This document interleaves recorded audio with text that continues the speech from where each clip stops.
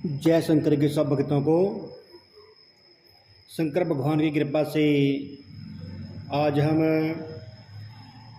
श्रावण महीने के 5वें अध्याय की कथा करते हैं।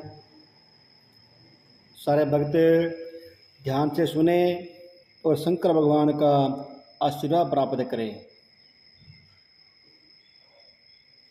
जय शंकर की। जो इस महीने में श्रद्धा भक्ति से व्रत करता है और पत्थर पर भोजन करता है, वह सोने के पात्र में भोजन करने वाला होता है, उसके समान फल मिलता है। तथा साग त्यागने से साग का कर्ता होता है। मनुष्य में उत्तम होता है जो भूमि में शयन करता है, ब्रह्मचर्य व्रत का पालन करता है, वह कैलाश पर्वत में निवास करता है। जो इस श्रावण महीने में अति शुभ है, एक दिन भी नहाता है, उसे 1 महीने तक नहाने का फल प्राप्त हो जाता है। इस महीने में जितेंद्रिय होने से इंद्रिय बल प्राप्त होता है।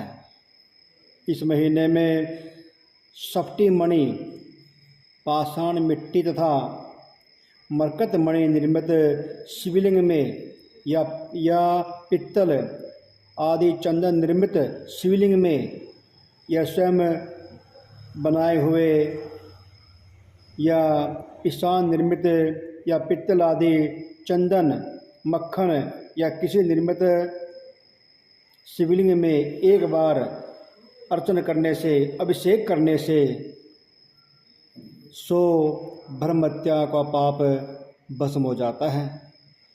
सूर्य ग्रहण, चंद्र ग्रहण, अन्य किसी सिद्ध क्षेत्र में लक्ष्य जाप करने से जो सिद्धि कही गई है, वह इस महीने में सिद्धि एक बार जप करने से ही प्राप्त हो जाती है।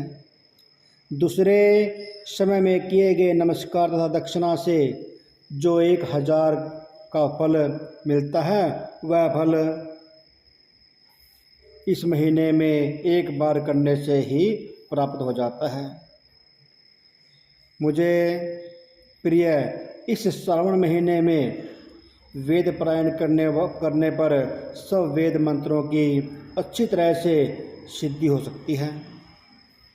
इस महीने में बिना पुरुषोक्त पाठ के एक दिन भी नहीं बिताना चाहिए।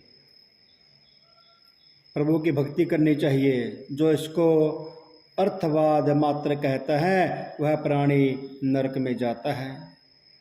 समिधा, तिल और घी से गृह यज्ञ करें। धूप, गंध, पुष्प, नैवेद्य आदि से वेद द्वारा अर्चना करें, पूजन करें और शंकर भगवान के रूपों का, नामों का यथोचित ध्यान करके शक्ति द्वारा कोटि होम, लक्ष्य होम और अयुत हवन करें। तिलों के व्याहुति मंत्रों से हवन करें। इसी को गृह यज्ञ नाम कहा गया है। हे संत कुमार, अब मैं वार व्रत को कहूँगा, आप सुने। हे अनग, आपसे पहले ऐतवार का व्रत कहूँगा। रमणीय प्रतिष्ठानपुर में सुकर्मा नाम का एक दरिद्र ब्राह्मण तथा कृपण भिक्षा वृत्तियों से घूमता था। एक दिन सुकर्मा ब्राह्मण ने धन्य भिक्षा के लिए निष्ठापूर्वक घूमते हुए किसी गृहस्थ के घर में स्त्रियों को देखा। वे स्त्रियां आपस में मिलजुल कर रविवार के उत्तम व्रत को कर रही थी। उसी समय उस ब्राह्मण को देख उन स्त्रियों ने अर्चना को जल्दी से ही ढक दिया। उस ब्राह्मण देव ने उन स्त्रियों से अर्चन विधि को जानने की जिज्ञासा की। हे साध्वी स्त्रियों, आप सबने क्यों इस व्रत को ढक दिया है? आप दयालु हैं, मुझ पर कृपा करें। इस व्रत की विधि को कहें, क्योंकि परोपकार के तुल्य तीनों लोकों में अन्य कोई धर्म नहीं है। समदृष्टि रखने वाले साधु पुरुषों का तो परोपकार ही स्वार्थ होता है। दरिद्रतावस्था में मैं दुखी हूँ, यह उत्तम व्रत श्रवण करके व्रत को मैं श्रद्धा से करूँगा। इस व्रत के विधान तथा फल से फल को कहिए।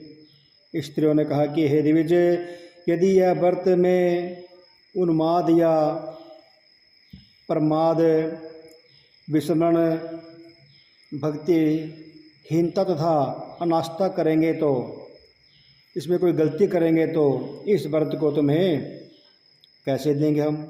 इसकी ऐसी वाणी को श्रवण कर उत्तम ब्राह्मण ने कहा, हे स्त्रियों, मैं ज्ञानी तथा भक्ति युक्त उत्तम व्रत को करने वाला हूँ। इस तरह उसकी वाणी को सुनकर उन स्त्रियों में से एक प्रौढ़ा स्त्री ने ऐतवार के व्रत का तथा उसकी सारी विधि को बताया।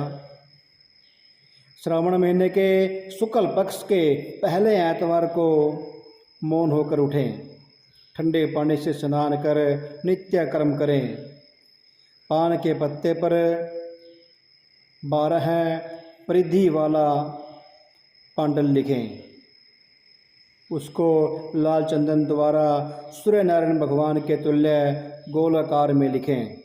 उस मंडल में संज्ञा नाम वाली स्त्री के सहित सूर्य का लाल चंदन से पूजन करें।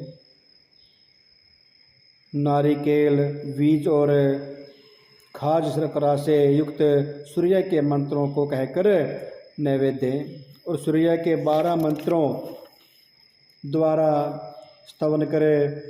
12 बार उनको नमस्कार करें, 12 बार प्रदक्षिणा करें और 6 सूत को एक में मिलाकर उनमें 6 ग्रंथि लगावें। उस सूत्र को नारायण के अर्पण कर उसे अपने कंठ में धारण करें।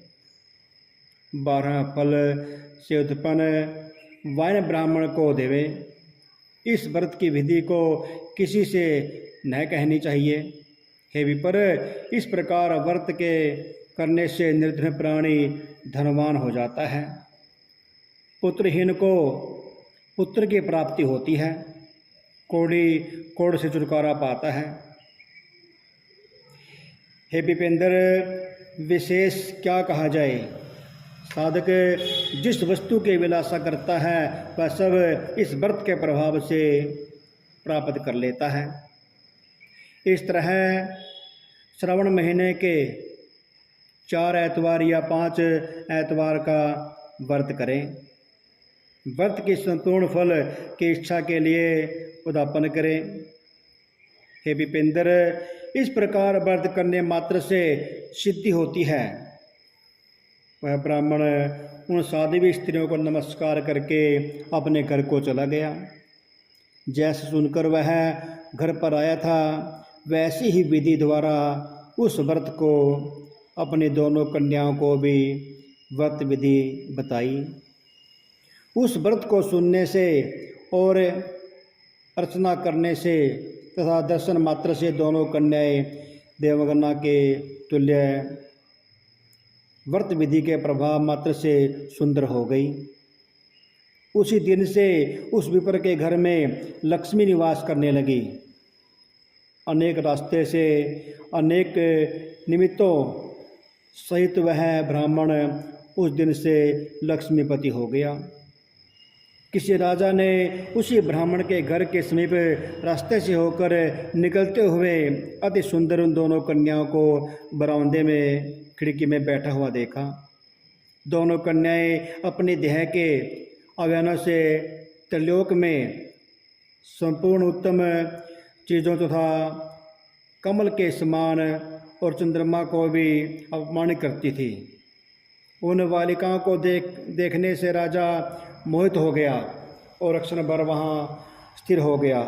राजा ने ब्राह्मण को बुलाकर उन दोनों बालिकाओं के लिए याचना की। ब्राह्मण ने प्रसन्नता से दोनों बालिकाओं को राजा को सौंप दिया।